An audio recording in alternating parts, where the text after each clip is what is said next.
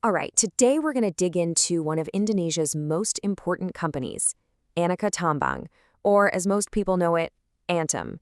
And this is a story about just massive natural resources, huge ambition, and a really strategic pivot that could put Indonesia right at the heart of the global green energy revolution.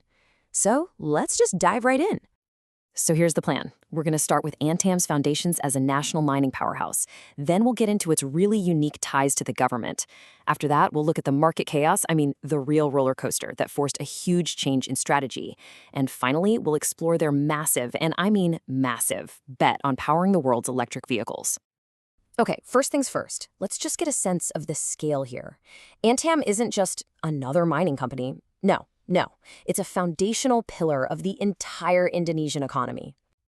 To put it simply, ANTAM is an absolutely colossal state-influenced corporation, and its operations, they're critical, not just for Indonesia, but for global supply chains.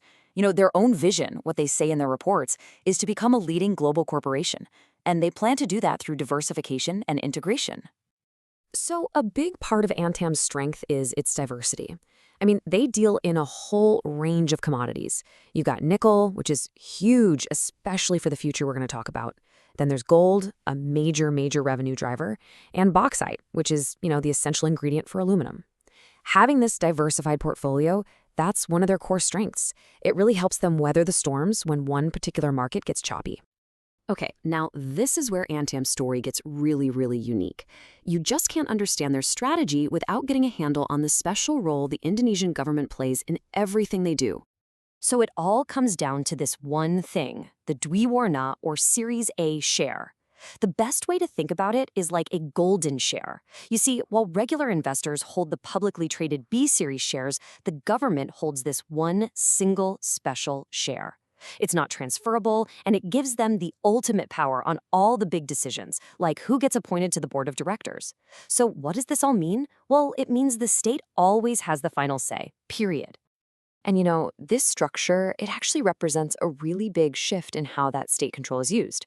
Before 2017, ANTAM was what you'd call a classic state-owned enterprise. But then the government created this giant mining holding company called Mind ID, and it transferred its majority ownership of ANTAM right into it. So while its official status changed on paper, the government's control just became indirect. It's now channeled through Mind ID, and of course, that super powerful Dwi Warna share is still there. So you might be asking, why make all these structural changes? Well, the answer lies in the just brutal reality of the business ANTAM is in. And that is the wild, unpredictable, up and down roller coaster of global commodity markets. Just look at these numbers. Their 2016 annual report shows that in 2015, the company had an operating loss of over 700 billion Indonesian rupiah, a loss. Then, just 1 year later, it managed to scrape by with a tiny profit of only 8 billion. Think about that. That is a massive swing from a deep loss to barely breaking even. Can you imagine trying to plan for the future with that kind of instability? It's impossible. Okay, but now, let's flip to the good times. During the commodity boom, their profits just exploded. In 2021, they cleared 1.8 trillion rupiah. And then in 2022, that more than doubled to a staggering 3.8 trillion. This is the textbook definition of financial whiplash, right? Swinging from huge losses to record profits, all based on global prices they have absolutely no control over. And that right there, that's the absolute core of this story. A company, let alone an entire country, just can't build a stable, prosperous future on swings that wild. This volatility, this is what became the key driver for them to completely rethink their entire business model from the ground up. So what was the solution? What do you do? Well, ANTAM decided it was no longer going to be just a seller of raw materials. It was time to move down the value chain. It was time to capture more of that value inside Indonesia.